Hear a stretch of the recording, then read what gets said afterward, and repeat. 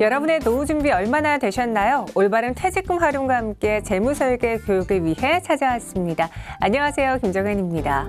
오늘도 우리를 풍성한 노후로 이끌어주실 분이죠. 박종진 전문가와 함께 할게요. 안녕하세요. 네, 안녕하세요. 박종진 재무설계사입니다. 네. 저희가 매번 새로운 정보를 받아들이고 있는데 오늘 주제는 보니까요. 이중 매매는 유효일까 무효일까인데 이 유효인지 무효인지를 따지기 전에 이중 매매에 대해서 알아야 될 것 같아요. 네, 제가 오늘 강의는 준비하면서 저도 참 재밌다고 생각을 했어요. 그래서 기대를 하셔도 좋을 것 같고요. 이중 매매라는 건 뭐냐면 같은 부동산을 2명 이상한테 매매를 하는 거예요. 네. 네. 만약에 A씨가 자기 땅을 가지고 있어요. 근데 B씨한테 팔기로 계약을 했어요. 그런데 소유권을 실제로 B씨한테 넘기기 전에 또 다른 제3자 C씨한테 부동산 계약을 하는 거예요. 네. 그래서 실제로 이제 그 1매수인인 B씨하고 2매수인인 C씨가 동시에 이제 계약이 된 경우, 이런 경우를 저희가 이중매매라고 얘기를 합니다. 부동산은 하나인데 2명과 매매한다. 언뜻 듣기에는 A씨가 좀 사기꾼처럼 들려지는데요? 그렇죠. 네. 근데 이제 당연히 정상적인 거래가 아닌 건 맞아요. 그런데 단순히 이제 이중매매 계약을 했다고 해서 A씨가 모든 경우에 이제 사기와 같은 불법 행위를 했다, 이렇게 말할 수는 없습니다. 왜요? 이중매매 자체는 불법이 아니에요. 다만 이중매매의 경우에 따라서는 계약이 무효가 될 수도 있고 유효가 될 수도 있고, 아까 정현 씨가 말씀하신 것처럼 네. 불법으로 해서 처벌을 받을 수도 있고 아닐 수도 있고 합니다. 그래서 좀 이제 복잡한 내용을 들어가기 전에 큰 틀을 먼저 좀 말씀을 드리고 이제 자세한 설명을 드리고 싶은데, 일단 이중매매 계약이라고 할지라도 첫 번째 매수인, 처음에 계약한 사람 있잖아요. 네. 그 사람이 계약금만 지급을 했을 수도 있고, 그 중도금이라는 게 있습니다. 그러니까 계약금 얼마, 조금 있다가 잔금 치르기 전에 중간쯤에 중도금 얼마, 이렇게 계약서를 쓸 수가 있어요. 근데 이제 중도금을 아직 지급하기 전이에요. 네. 계약금만 냈어요. 그 경우에 만약에 또 다른 사람하고 그 부동산의 주인이 거래를 했다.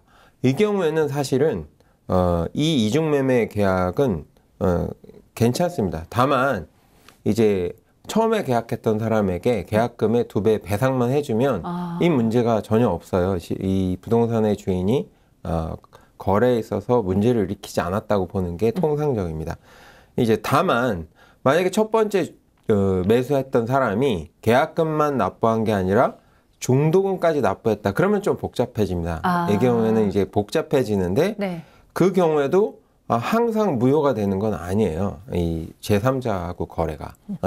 그래서 이 경우에는 뭘 보냐면, 이 두 번째 거래한 사람 있잖아요. 매수한 사람. 이 사람이 이 거래에 대해서, 첫 번째 거래에 대해서 알고 있었나 모르고 있었나, 또 알고 있었더라고 하더라도 그걸 알고 있음에도 불구하고 그거 빨리 계약 파기하고 나한테 새로 계약해 라고 적극적으로 어떤 부동산 매수자에게 그런 어떤 이 행위에 대해서 가담을 하라고 부추겼는가, 이게 중요한 포인트가 됩니다. 그래서 만약에 두 번째 매수인이 이 이중매매에 있어서 적극 가담을 했다, 그 경우에는 이 두 번째 계약에 대해서는 무효가 됩니다. 그런데 만약에 두 번째 매수인이 적극 가담하지 않았는데도 오히려 주도는 이 부동산의 주인이 적극적으로 이제 거래를 할 수도 있잖아요. 이 사람은 적극적이지 않았는데, 그 경우에는 이 두 번째 매수자와의 거래는 유효하게 돼요.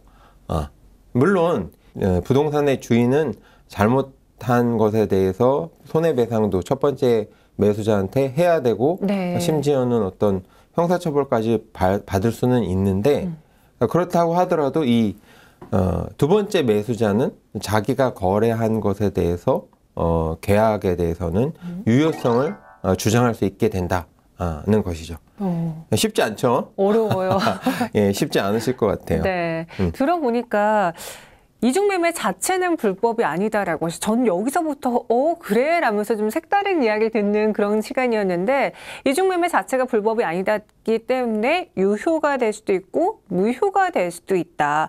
또 첫 번째 매수인의 계약 사실을 두 번째 계약자가 알면서도 이러한 계약에 이중매매 적극 가담했다면은 두 번째 매매 계약은 무효가 되고 손해배상을 청구할 수 있다라는 이야기까지 해주셨어요.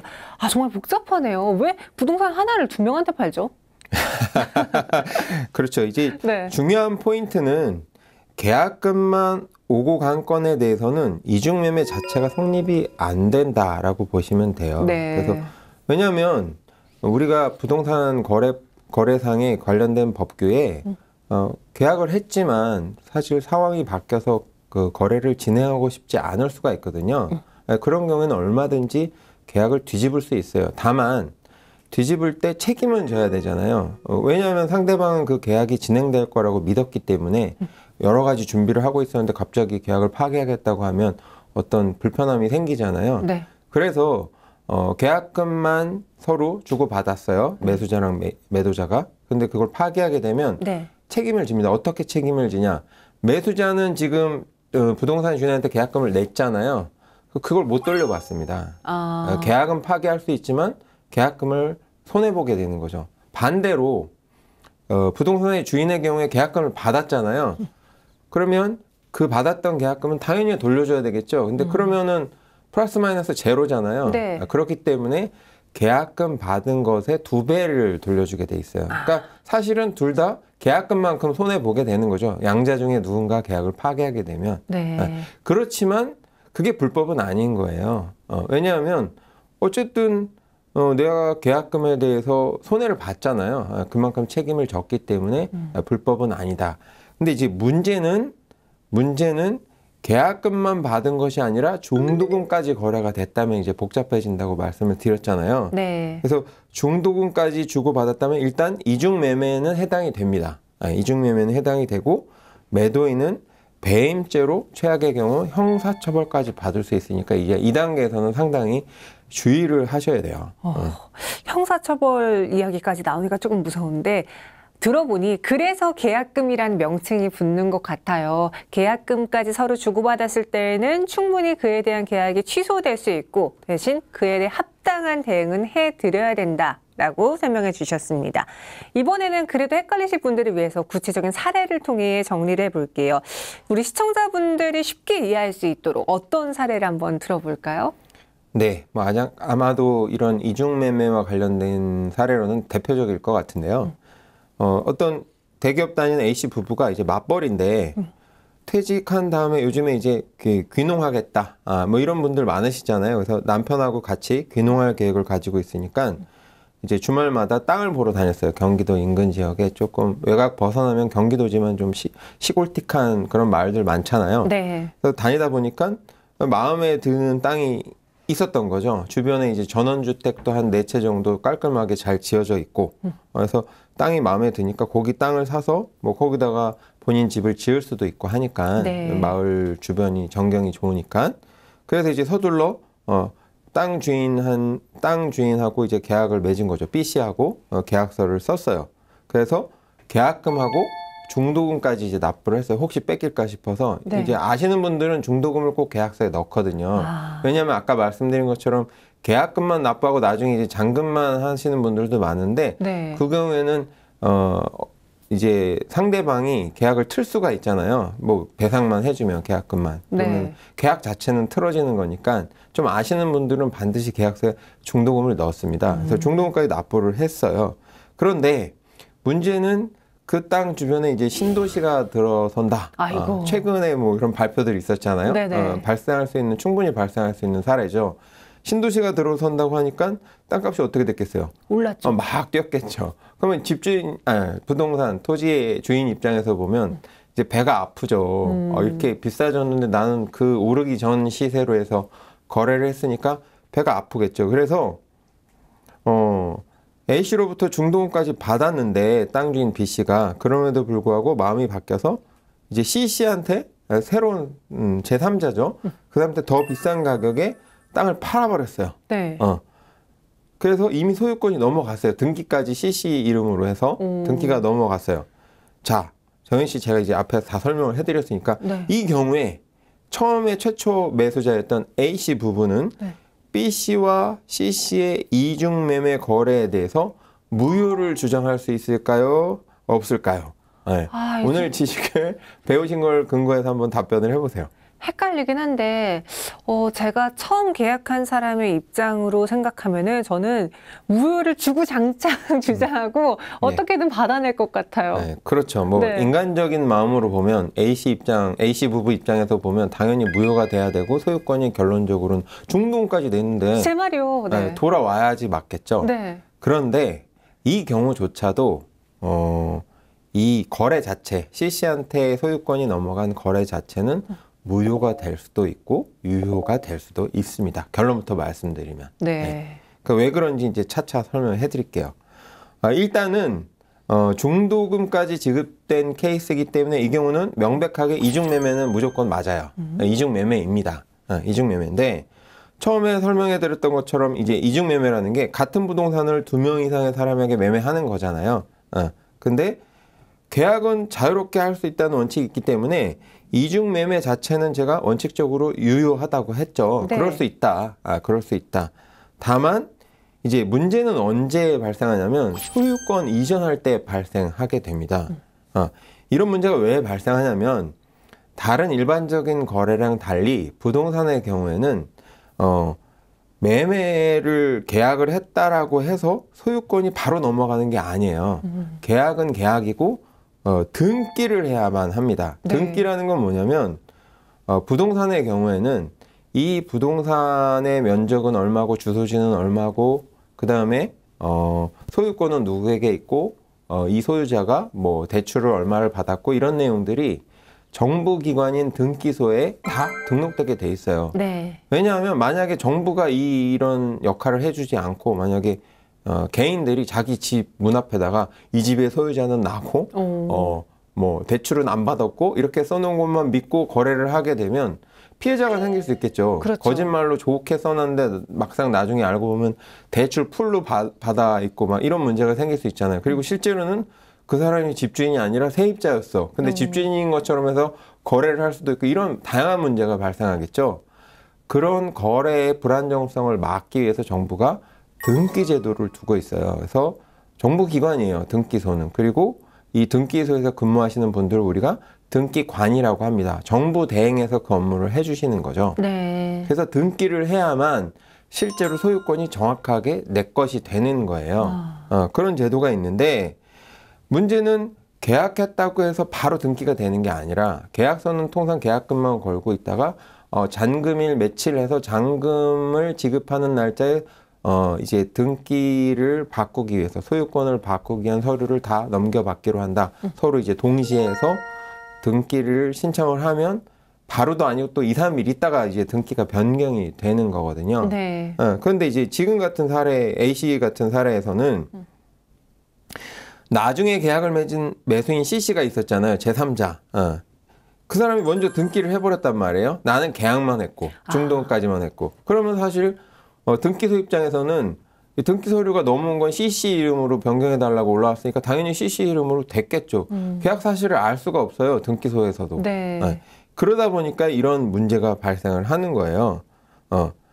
이제 이로 인한 피해를 받았잖아요. A씨가. 그러면 이거를 이제 구제를 받아야 되는데 이때 중요한 거는 아까도 살짝 말씀드렸지만 두 번째 매수인인 C씨가 이 어떤 이중 매매에 있어서 적극적으로 가담을 했느냐 안 했느냐 이걸 이제 살펴봐야 됩니다. 왜냐하면 우리나라 현행 민법을 살펴보면 어떤 문구가 있냐면 계약에 있어서 선량한 풍속과 사회 질서를 위반한 내용을 담은 반사회적 질서의 법률 행위는 무효하다 이렇게 규정돼 있어요. 네. 어렵죠? 법이라는 게 항상 어려워요. 쉽게 얘기하면 우리가 통상적으로 생각하는 그래도 상식선에서 생각했을 때 어떤 사회의 어떤 미풍양속이라는 게 있잖아요. 이런 정상적인 거래는 당연히 인정해야 된다. 근데 이건 좀 이상하다. 이건 인정하면 서로에게 좀 불편함이 생긴다. 우리 사회에. 그런 이상한 것들에 대해서 인정해주면 안 된다. 뭐 이런 내용이에요. 쉽게 얘기하면. 계약에 있어서조차도. 그래서 결국에는 그러면 이 이중 매매가 반사회적 질서의 법률행위에 해당되냐 아니냐가 중요한데 그걸 살펴볼 때 어떻게 결정을 할 거냐 구체적으로 이게 문제가 생기잖아요. 네. 그것에 있어서 우리는 C씨가 매도인인 B씨가 자기랑 계약하기 전에 이미 A씨하고 계약을 맺고 있었는가 이걸 알고 있느냐도 중요하고요. 네. 근데 알고 있었다 해서 반드시 그러면 무조건 이 계약은 무효다. C씨와 B씨와의 계약은 무효다. 이렇게 할 수는 없고요. 알고도 있었고 그리고 매도인인 B씨하고 이 거래를 할 때 그거 빨리 깨고 나한테 해. 이렇게 적극적으로 이렇게 부추겼냐. 이게 중요합니다. 거기까지 가야만 선량하지 않다라고 본다는 거죠. 그래서 이 두 가지 요건이 이제 충족이 되면 그러니까 충족이 된다는 건 뭐예요? A씨와의 거래 사실도 알았고 계약 사실도 알았고 부추겼고 네. 이 두 가지가 해당이 된다면 B씨와 C씨, 그러니까 매도자와 두 번째 매수자의 거래는 무효가 되는 거예요. 그거는 반사회적 질서에 해당하는 계약이라고 본다는 거죠. 그러면 이제 첫 번째 매수인이었던 이 경우에는 첫 번째 매수인이었던 A씨가 두 번째 매수인인 C씨한테 직접 소유권 이전 등기 말소를 요구할 수 있을까라는 문제가 생기는데 그 경우에도 그럴 수는 없어요. 왜요? 왜냐하면 소유권이 어찌됐든 B씨가 갖고 있던 부동산을 C씨한테 넘긴 거지 A씨한테 왔던 게 아니잖아요. 그래서 직접 요구할 수는 없고 B씨한테 이거에 대해서 이제 취소를 해라 해서 다시 이제 원래 계약을 진행을 할 수 있고요. 만약에 이제 B씨가 적극적으로 협조 안 해줄 가능성이 높겠죠. 네. 이미 뭐 악의적으로 이중매매를 해서 거래를 했는데 그 경우에는 이제 법원에 이제 청구를 해서 이 부분에 있어서 소를 제기해서 판결을 받으면 B씨 동의 없이도 이제 A씨가 C씨한테 그 소유권에 대해서 무효로 해라, B씨와의 거래를 무효로 해라 이렇게 진행을 할 수는 있는데 복잡해지겠죠. 네. 네.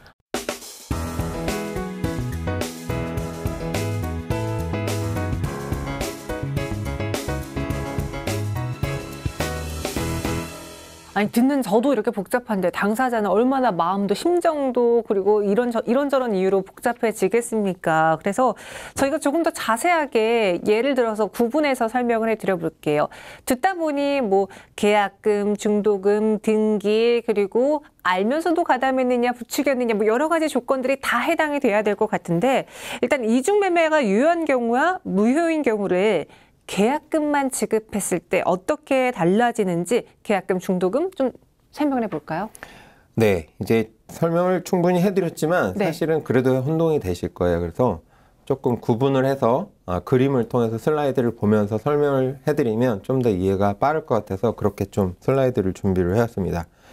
먼저 첫 번째 매수인, 저희가 이제 제1 매수인이라고 하는데 네. A씨가 매도인인 B씨, 그러니까 부동산의 원래 주인이었던 B씨한테 계약금만 지급한 경우 요걸 딱 띄워놓고 한번 얘기를 해볼게요. 그럼 네. 이해가 더 빠르실 수 있으니까. 자, 이 경우에는 A씨가 사고자 했고요. B씨, 원래 주인이었던 B씨는 팔고자 했어요. 그래서 계약을 했고 계약금이 A씨로부터 B씨한테 돈이 넘어갔겠죠. 계약금이. 네. 예. 계약금만 넘어간 상태에서 B씨가 새로운 2차 매수인인 C씨한테 이제 계약서를 쓰고 소유권 이전까지 넘겨버린 경우 소유권 이전이라는 얘기는 아까 말씀드렸다시피 정부기관 등기소에 등기까지 이제 넘겨버린 거죠. 이제는 소유주가 등기부를 떼보면 C씨가 된 경우 이 경우입니다. 네. 이 경우에는 이 거래에 있어서는 문제가 없어요. 사실은 계약금만 서로 주고받았기 때문에 다만 A씨는 어쨌든 B씨와 신뢰관계를 가지고 계약을 했는데 그 부분이 무효가 됐잖아요. 그래서 그 부분에 대한 보상은 받을 수 있어요. 보상은 어떻게 받느냐? 아까 말씀드렸다시피 B씨가 처음에 받았던 계약금의 2배를 A씨한테 돌려줘야 됩니다. 네. 2배를 돌려준다는 얘기는 한 배는 원래 A씨 돈이었잖아요. 계약금이 A씨 돈이었잖아요. 그러니까 당연히 돌려줘야 되는 거고 이 계약에 있어서 파기를 한 것에 대한 페널티로 계약금을 한 배 더 줘서 2배를 돌려주게 돼 있다. 이렇게 보시면 되고요. 당연히 이 경우에는 B씨와 C씨의 거래가 유효하잖아요. 네. 그래서 만약에 C씨가 또 누군가 D씨한테 거래를 할 수도 있죠. 내 거가 됐으니까 뭐 그동안에 시세 차익이 올라서 더 양도 차익 누리면서 팔 수도 있잖아요. 네. 당연히 B씨와 C씨의 그 소유권 이전이 유효하기 때문에 어떤 경우에도 이건 유효하기 때문에 이 경우에는 만약에 C씨가 D씨한테 다시 매도를 했다 해도 이 거래도 당연히 유효합니다. 그래서 이 경우에는 모든 거래가 다 유효하고 다만 A씨와 B씨가 계약대로 진행이 안 됐으니까 그 부분만 파기가 된 거고 그것에 대한 손해배상으로 B씨는 A씨한테 계약금의 2배를 돌려주면 정리가 된다. 이렇게 이해를 하시면 될 것 같아요. 계약금만 지급했을 당시에는 취소가 가능하고 그리고 그 계약금의 2배에 해당하는 보상을 해야 된다라고 설명해 주셨어요. 그러면은 계약금 외에 중도금까지 납부한 사례라면은 좀 케이스가 달라지나요? 그렇죠.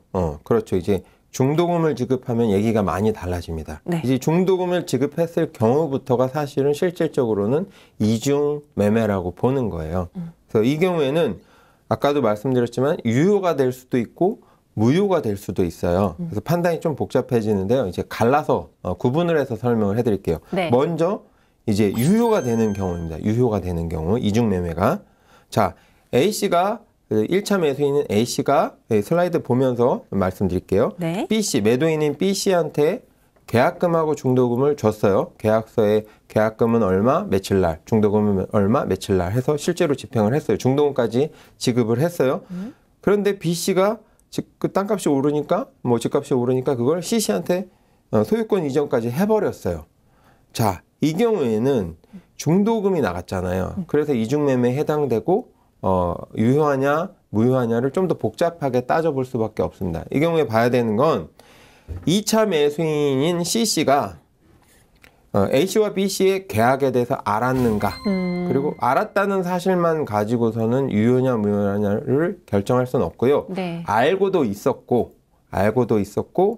알고는 있었지만 그 적극적으로 B씨한테 나한테 팔아라 라고 하지 않았다면 유효가 됩니다. 또 아예 사실을 몰랐다. 그럼 당연히 유효가 됩니다. 그게 유효가 되기 때문에 만약에 C씨가 또 다른 D씨한테 거래를 했다면 두 번째 소유권 이전, 그러니까 B씨와 C씨의 소유권 이전이 유효하기 때문에 네. C씨와 D씨의 소유권 이전도 유효한 거죠. 이 거래 자체는 유효한 거예요. 그러니까 소유권이 B씨로부터 C씨로부터 D씨로 간 건 다 유효하다는 얘기입니다. 다만 중도금을 받았잖아요. B씨가 A씨로부터. 네. 그 부분에 대해서는 문제가 있어요. 그래서 거래 자체는 유효하지만 A씨 입장에서는 B씨한테 이제 요구를 할 수 있겠죠. 너 때문에 내가 손해를 보게 됐어. 그렇죠. 중도금까지 냈는데. 왜냐하면 뭐 예를 들면 이사를 해야 되는데 이사를 못 하게 되면서 막 중간에 어려움이 많이 생길 거 아니에요. 경제적으로도. 그렇죠. 새로 급하게 거주할 지역을 찾아야 되고. 왜냐하면 전 집은 또 빼주기로 계약서를 썼을 테니까 그런 것에 대해서 손해배상액을 잘 결정을 해서 손해배상을 청구를 할 수가 있고요. 그 다음에 좀 괘씸하잖아요. 이 경우에는 그래서 형사처벌까지 가능합니다. 이제 B씨를 배임죄. 배임죄라는 건 뭐냐면 우리가 가장 일상에서 쉽게 이해할 수 있는 게 업무상 배임죄. 그래서 보통 어떤 기업의 CEO, 주인, 대주주가 아닌데 이제 대표이사직을 이제 부여받아서 업무를 진행하시는 분의 경우에 회사의 이익을 위해서 일을 해야 되는데 네. 어떤 걸 너무 싸게 팔든지 회사 자산을 아니면 무언가 사올 때 너무 비싸게 사오면 회사의 이익과 반하잖아요. 네네. 사실은 회사 이익을 위해서 선발해서 높은 급여를 주고 대표이사를 삼아놨는데 이제 그런 경우에 이제 업무상 배임죄라고 합니다. 이 경우에는 뭐냐면 B씨는 A씨와 계약을 해서 A씨의 이익과 B씨의 이익 서로 이해관계가 맞았기 때문에 계약을 했기 때문에 네. 계약을 한 이후에는 A씨의 이익에 준해서 그 이익을 도모할 수 있도록 협조해야 될 의무가 있는데 그것에 반하게 행위를 했잖아요. 그것에 대해서 이제 형사처벌을 받을 수 있다라고 보시면 돼요. 그래서 C씨가 어떤 A씨와의 B씨와의 계약에 대해서 모르고 있었거나 알았더라도 적극적으로 이런 이중매매를 추구하지 않았다면 B씨로부터 C씨로 소유권이 이전된 거, CC로부터 또 DC로 간 거는 유효하다. 하지만 B씨는 잘못된 행위를 했기 때문에 네. 손해배상을 해야 되고 최악의 경우에는 배임죄에 대해서 처벌을 받을 수도 있다. 이렇게 이해를 하시면 될 것 같고요. 네. 지금 들어보니까 일단 C씨가 A와 B의 계약을 몰랐었던 경우, 그리고 그 이중매매에 적극적으로 가담하거나 부추기지 않았던 경우에는 일단 B씨의 뭐 형사처벌이라던가 그러한 보상에 대한 거를 제외하고 봤을 때 일단 계약은 유효하다라고 이야기를 해주셨고요. 그러면은 무효의 경우는 없는 건지 그에 대해서도 한번 들어볼까요? 그렇죠. 제가 유효할 수도 있고 무효할 수도 있다 했는데 이제 유효한 경우는 CC에 악의가 없었다. 네. 이게 핵심이었잖아요. 근데 만약에 CC가 악의적으로 진행을 했다. CC도. 그렇다면 이제 계약 자체가 무효가 될 수가 있습니다. 방금 전에 설명했던 사례랑 다 동일한데 차이점은 매도인인 B씨와 A씨의 거래에 대해서 C씨가 알고 있었고 알고 있음에도 불구하고 그거 파기하고 중도금 받았어도 상관없어. 나한테 팔아. 라고 해서 적극적으로 이 거래에 대해서 이중매매 거래에 대해서 부추겼다면 네. 이 B씨로부터 CC로 소유권이 이전된 것 자체가 무효가 됩니다. 당연히 그게 무효가 되면 CC가 또 다른 제4자인 DC한테 거래를 한 것도 당연히 무효가 됩니다. 네. 그래서 사실 제일 큰 피해자는 DC가 될 수도 있어요. DC는 전혀 그런 것에 대해서 알지 못하는 상황이잖아요. A, B, C가 어떤 상황이었는지 알지 못하는 상황이었음에도 불구하고 DC는 피해를 입을 수가 있죠. 그래서 여기서 중요한 포인트는 C씨가 A, B 사이의 계약을 알고 있었음에도 불구하고 적극적으로 B씨한테 나한테 이중매매를 통해서 팔아라라고 어떤 부추겼다. 그렇게 되면 거래 자체가 무효가 될 수 있다라고 보시면 되고요. 이 경우에도 거래 자체는 무효가 되지만 어쨌든 A씨는 그 과정에서 여러 가지 경제적 피해, 정신적 피해를 볼 겁니다. 네. 왜냐하면 예정했던 날 들어가기는 어려울 거 아니에요. 이렇게 그렇죠. 되면 막 중간에 복잡해지고 소유권에 다시 취소를 통해서 소송을 통해서 다시 돌려받아서 본인의 소유를 하는 데는 많은 시간과 정신적 피해가 있을 겁니다. 그래서 그 부분에 있어서는 이 경우에도 당연히 손해배상을 B씨한테 할 수 있고요. 이 경우에는 거의 배임죄가 확정이라고 보시면 돼요. 이 경우에는 B씨는 거의 배임죄에 해당된다. 100%는 아니더라도 99%는 된다. 이렇게 보시면 됩니다.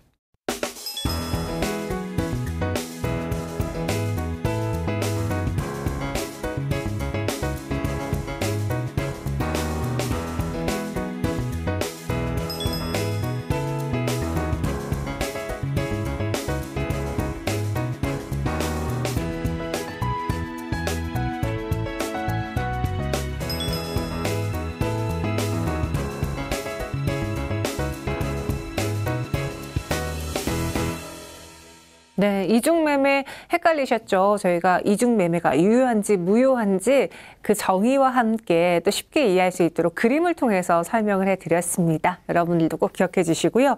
다음은 시청자 질문으로 넘어가 볼게요. 다주택자의 경우 처분하지 않고 유지하면서 이 세금 부담을 좀 줄일 수 있는 방법은 없을까요? 요즘 가장 많이 갖고 계신 궁금증일 텐데요. 이에 대해서 전문가님 답변해 주시죠. 예, 최근 앞서 한두 주 정도 제가 그 보유세 증가에 대해서, 보유세 급증에 대해서 말씀드렸죠. 네. 왜냐하면 일단 공시지가가 올라가면서 과세표준이 이제 커지고 세율도 높아지다 보니까 과세표준 곱하기 세율인데 둘 다 높아지니까 당연히 보유세가 높아진다. 특히 종합부동산세, 고가의 주택에 대해서 부과되는 종부세는 높아진다라고 말씀을 드렸어요. 네. 이제 그러다 보니까 다들 막 불편해하시고 아직 부과가 되지는 않았지만 6월 1일자로 이제 소유자한테 부과가 될 테니까 불편해하시면서 걱정을 하시는 분들이 좀 많으신 것 같아요. 그래서 네. 예, 뭔가 뭐 제 책임은 아니지만 뭔가 사명감을 갖고 돌파할 수 있는 좀 해결안을 좀 고민을 해봐야 되겠다라고 해서 생각을 했고요. 네. 완벽하진 않지만 이 중에서 시청자분들 본인한테 해당되는 게 있다면 한번 활용해 보셔라. 이렇게 좀 가볍게 생각하시고 들으시면 좋을 것 같습니다. 이제 다주택의 경우에는 가장 좋은 방법은 사실 처분해서 1주택이 되면 문제가 자연스럽게 해결이 됩니다. 근데 문제는 부동산이라는 것이 갑자기 짧은 기간 안에 쉽게 거래를 제값을 받고 거래를 할 수 있는 것이 아니고 그렇죠. 또 한 가지는 여러 가지 목적 때문에 다주택을 보유하고 계신 건데 그걸 종부세 하나 때문에 또 다 처분하기에는 또 여러 가지 다른 문제점이 발생할 수 있으니까 네. 그렇게 쉽게 다주택을 처분해서 1주택이 되는 것만이 해결책이라고 말씀드릴 수는 없을 것 같아요. 그래서 완벽한 방법은 아니지만 세 가지를 이제 제가 제시를 해보겠습니다. 네. 첫째는 임대주택으로 등록을 하는 거예요. 임대주택 아까 살짝 임대주택 사업자 말씀드렸었잖아요. 그 임대 신고 관련해서 이제 그 신고를 해서 내가 임대주택 사업자가 되는 겁니다. 그렇게 되면 등록된 임대주택은 주택수에서 뺍니다. 종부세 계산할 땐 빼줘요. 이거는 임대용으로 해서 다른 국민들한테 이제 세입자들한테 주거를 공급해주는 좋은 역할을 하고 있는 사람이니까 종부세 계산할 때는 빼준다는 겁니다. 그렇게 되면 당연히 종부세 를 많이 부과받는 데서 좀 벗어날 수가 있겠죠. 다만 지난해 정부가 주택 임대사업자 제도를 좀 조건을 강화를 했어요. 까다롭게 만들었습니다. 네. 그래서 첫째는 주택 유형 중에서 이제 공동주택, 우리 아파트라고 보통 얘기하는 아파트먼트, 네. 이 아파트는 임대주택으로 등록할 수가 없어요. 안타깝지만. 그래요. 그래서 이제 아파트의 경우는 해당이 안 된다. 일단 그걸 알고 계셔야 되고요. 그 외에 이제 단독주택이라든지 아니면 다가구주택, 다세대주택, 다가구주택하고 다세대주택도 혼동하시는 분들이 많은데 겉으로 보기엔 비슷해 보여요. 그래서 법률적으로 생각을 하셔야 되는데 다가구주택은 쉽게 얘기하면 그냥 여러 세대가 살고 있지만 주소지가 하나인 거예요. 구분이 안 돼 있는 거. 네. 다세대주택은 101호, 102호, 201호, 202호 딱 각각 구분으로 물건이 돼 있는 걸 얘기합니다. 그래서 이런 것들은 또 연립주택 이런 것들은 임대주택으로 등록할 수가 있다. 또 한 가지 또 강화된 게 뭐냐면 예전에는 단기 임대 제도도 있고 장기 임대 제도도 있었어요. 그래서 4년만 임대 의무를 지켜도 되는 단기 임대가 있었는데 이게 없어졌어요. 그래서 이제는 장기 임대밖에 없기 때문에 임대사업자 등록하시려면 무조건 10년은 임대하셔야 돼요. 의무입니다. 의무. 네. 혜택은 있지만 그런 의무가 있다. 그리고 등록 시점에 공시가격이 6억 원 이하여만 임대주택으로 등록할 수 있어요. 그러니까 고가주택은 임대주택으로 등록할 수 없다는 얘기죠. 근데 올해 공시가격이 또 올라갈 예정이잖아요. 네. 그러니까 만약에 지금 6억 원에 왔다 갔다 약간 밑에다 5억 8천, 5억 9천이다 그러면 빨리 신고하셔야만 임대주택으로 등록하실 수 있다. 이 부분도 좀 알고 계셔야 될 것 같아요. 그 다음에 이제 두 번째 솔루션 해결책은 네. 단독주택이나 다가구주택인 물건을, 부동산을 용도 변경을 하는 방법이 있습니다. 용도 변경. 네, 겉모양은 똑같아요. 네. 근데 현재 주택으로 용도가 되어 있는데 그걸 용도 변경해서 주택이 아닌 걸로 바꾸는 거죠. 상가나 사무실로. 흔히 이제 서울시 중심가 같은 데 가보면 주택이었던 것을 개조해서 뭐 식당으로 바꾸거나 아니면 사무실로 쓰는 사람들도 있어요. 부동산이 워낙 비싸다 보니까 네. 여러 가지 형태로 변형이 되고 있는데 그렇게 해서 용도 변경을 하면 주택은 아니잖아요. 그러면 종부세 부과 대상에서 빠지는 거죠. 그런 방법을 쓰는 겁니다. 그래서 뭐 최근에 이제 한 모 국회의원이 재산 공개할 때 이제 사례가 되기도 했었는데요. 네. 2021년 3월 달 이제 국회의원 재산 공개 때 사례가 하나 있었습니다.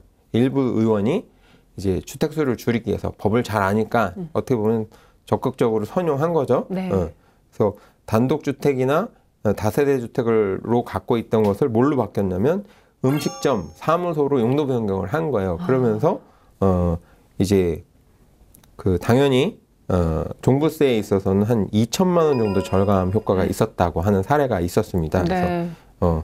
이제 국토부의 데이터에 따르면요, 지난해 이제 단독주택이었던 거, 다가구주택이었던 것 중에 한 13,000가구가 사무실로 용도 변경됐다고 그래요. 예, 이런 취지에서 된 거죠. 그래서 2019년에 비하면 한 3,000가구가 더 증가했다고 해요. 2019년은 한 10,000가구 정도가 이렇게 용도 변경됐었는데, 네. 2020년에는 13,000가구가 됐다. 이제 해결책이 없으니까 이제 다양하게 알아보다가 이런 방법을 쓰는 거죠. 다만 이제 용도 변경을 하실 때는 자치단체, 자치단체로부터 건축 허가를 받아야 되는데요. 예를 들어서 음식점의 경우에는 주택보다 이제 사용자가 많잖아요. 이게 개인이 사용하는 주택이 아니라 손님들이 오는 공간이 되는 거니까. 네. 그래서 뭐 정화조 기준이라든지 주차장의 면적이라든지 이런 게 좀 강화가 됩니다. 좀 더 커져야 된다 얘기죠. 쉽게 얘기해서. 그래서 그런 조건들을 갖춰야 용도 변경이 되고, 또한 지역에 따라서는 용도 변경을 잘 안 해주는 지역들도 있기 때문에 모두 다 적용할 수는 있지 않기 때문에 사전에 해당 지방자치단체하고 협의를 잘 하셔서 가능성이 있는지, 만약에 이렇게 조건을 갖추기만 하면 용도 변경을 해줄 수 있는지, 이런 부분에 있어서 좀 사전에 조율을 해보실 필요가 있다. 꼭 이 점은 좀 명심하셔야 될 것 같고요.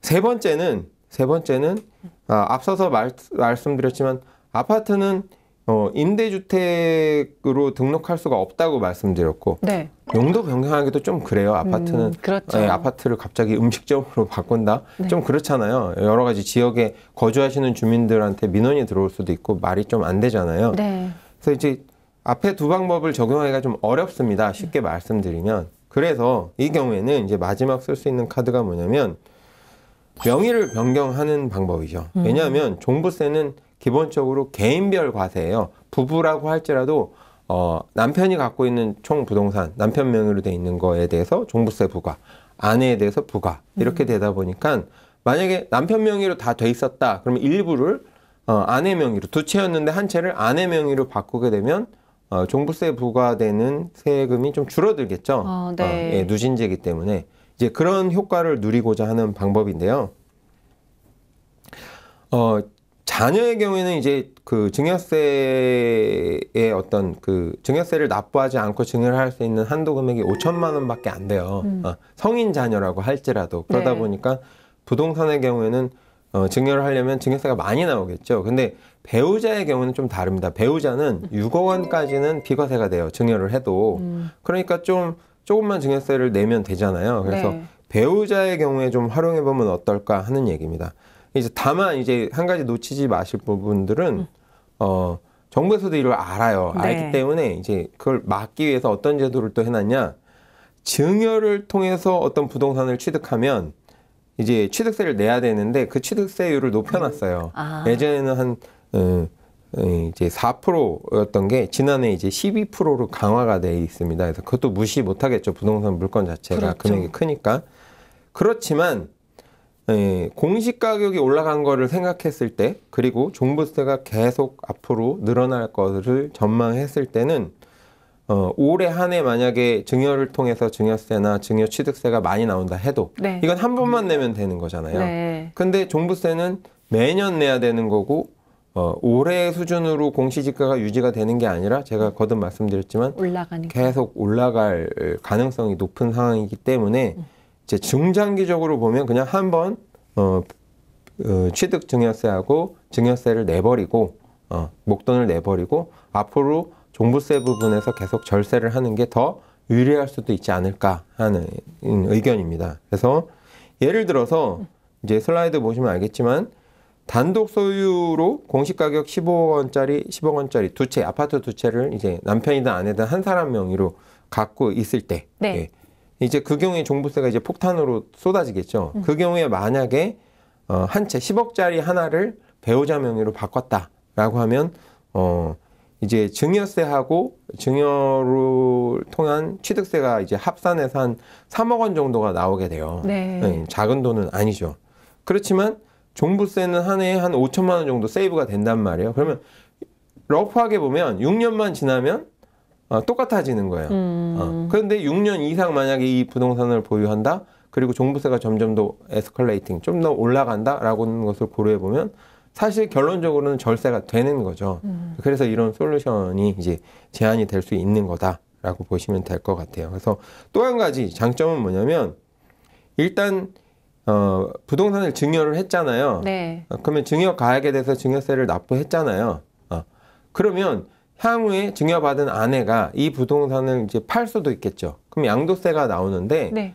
양도세를 낼 때 1차로 증여를 했잖아요. 그러면 증여 가액 기준으로 추가로 양도 차액이 얼마냐를 계산해 주니까 양도세 절감 효과가 또 있겠죠. 이미 증여세를 납부한 부분 때문에 양도세는 훨씬 더 적게 낼 수 있다.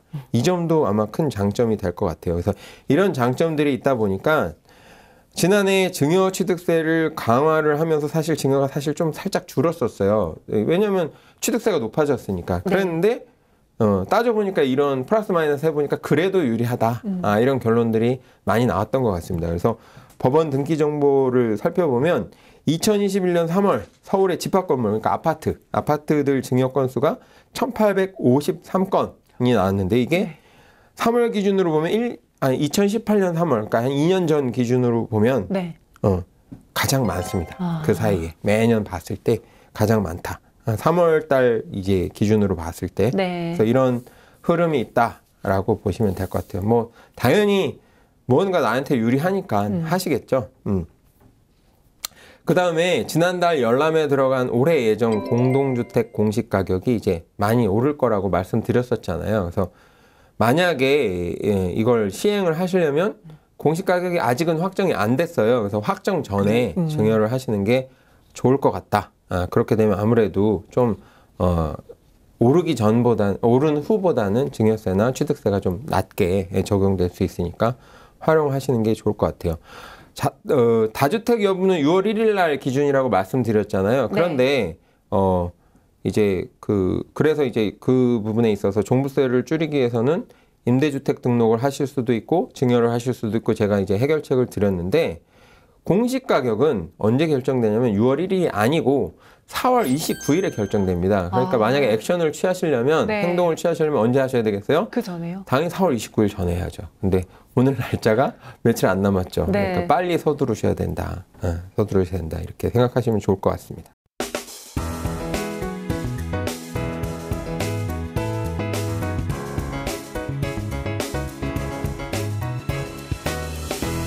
네, 부동산을 처분하지 않고도 세금을 줄일 수 있는 방법 없을까요? 이 시청자님 질문에 대해서 세 가지의 그래도 예시를 들면서 방법을 전해드렸습니다.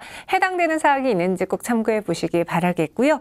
그럼 전문가님 마무리 앞서서 오늘 이야기한 오늘의 강의 중에서 가장 기억해야 될 중요한 포인트, 핵심 포인트 다시 한번 전해주시죠. 예, 아무래도 오늘 주제가 이중매매에 대한 거였으니까 이중매매를 한번 짚어드리고 넘어가는 게 좋을 것 같습니다. 네. 이중매매는 유효가 될 수도 있고 무효가 될 수도 있다라고 말씀을 드렸고요. 그러면 어떤 경우에 유효이고 어떤 경우에 무효인가라는 부분이었었는데 첫째, 이제 계약금만 주었는지 아니면 계약금과 중도금까지 주었는지 첫 번째 이제 거래자한테 매수자한테 이 부분이 중요하다 그랬죠. 그래서 만약에 첫 번째 매수자한테 계약금만 받았다라고 하면 이 매도자 부동산의 주인은 얼마든지 이중매매 계약을 해도 문제는 없다. 다 유효하다. 다만 어찌됐든 첫 번째 매수자한테 불편함을 주었기 때문에 계약 파기에 대한 책임은 져야 된다. 그래서 원래 받았던 계약금은 당연히 돌려줘야 되고 동일한 금액을 한 배 더, 그래서 2배를 돌려주는 페널티는 있다. 라는 점으로 간략하게 정리가 됐고요. 네. 복잡한 케이스는 뭐였었냐면 중도금까지 받았을 경우에는 이제 복잡해지는데 그럼 이제 제3자, 새로 두 번째 매수자죠. 두 번째 매수자가 이 경우에는 두 번째 매수자가 첫 번째 매수자와 매도자와의 거래를 알았느냐, 그리고 알았음에도 불구하고 적극적으로 나와 거래하자고 매도자를 부추겨서 거래를 했느냐가 중요하다 그랬죠. 네. 그래서 만약에 두 가지 조건을 다 만족시켰다, 그러면 무효가 된다라고 말씀을 드렸고요. 만약에 그 두 가지 조건을 만족시키지는 않는다. 뭐 단순히 거래했다는 사실, 계약했다는 사실만 알았다거나 뭐 적극적으로 알았음에도 불구하고 적극적으로 나랑 계약합시다라고 부추기지 않았다면 이 거래 자체는 C씨와 B씨, 그러니까 매도자와 두 번째 매수자의 거래는 유효하다라고 말씀드렸고 전혀 몰랐다? 당연히 유효하겠죠. 근데 알고 있음에도 불구하고 적극적으로 부추겨서 계약했다, 그럼 무효가 된다라는 부분 말씀드렸고요. 유효, 무효, 이 B씨와 C씨, 그러니까 매도자와 두 번째 매수자의 거래가 유효한지 무효한지랑은 상관없이 중도금까지 받은 상태이기 때문에 A씨로부터 첫 번째 매수자로부터 B씨는 당연히 손해배상 책임은 항상 있다. 그리고 최악의 경우에는 이 배임죄로 형사처벌까지 가능하다라는 부분은 상당히 주의하셔야 될 부분입니다. 그러니까 네. 돈 몇 푼 더 받자고 해서 이제 잘못 계약을 하시면 이제 형사처벌을 받을 수 있기 때문에 그 부분은 항상 주의하셔야 된다라고 정리하시면 좋을 것 같아요. 지금 이렇게 이중매매가 무효인가 유효인가 여러 가지 조건에 따라서 달라지게 되는 가장 큰 이유는 이중매매는 불법이 아니다 이것 때문이죠. 그렇죠. 이중매매라고 해서 그거 자체가 당연히 불법은 아닌 겁니다. 왜냐하면 사유재산을 거래하는 데 있어서 계약하기로 말을 했다가 좀 더 좋은 조건이면 다른 쪽으로 거래를 할 수는 있다라고 일단 사유재산, 우리나라는 이제 사유재산을 인정해주는 자본주의 국가잖아요. 네. 헌법에 근거해서 민법도 형성되는 거고 민법에서는 개인의 사유재산권을 인정하고 있기 때문에 당연히 마음이 바뀌면 거래는 할 수 있다. 계약만 했다고 해서 반드시 그 계약을 지켜야 되는 건 아니다. 다만 계약금의 2배로 배상은 해줘라. 하지만 중도금까지 받았을 때는 네. 이제 매수자의 권리도 보호를 해줘야 되잖아요. 1차 매수자. 중도금까지 받았을 때는 이건 거의 진행하겠다고 확정을 한 걸로 봐야 된다. 그 거래 안정성을 믿고 아마 1차 매수자도 여러 가지 진행을 하고 있는 상황이니까 당연히 그 계약을 지켜줘야 된다. 이런 취지로 이해를 하시면 좋을 것 같아요. 네. 오늘 이중매매는 무효인가 유효인가 이에 대해서 설명드렸고요. 또 시청자님 고민 상담까지 해결해 드렸습니다. 저희가 준비한 선은 여기까지고요. 다음 이 시간에 더욱더 풍성한 정보로 다시 찾아오도록 할게요. 함께해 주신 여러분 고맙습니다.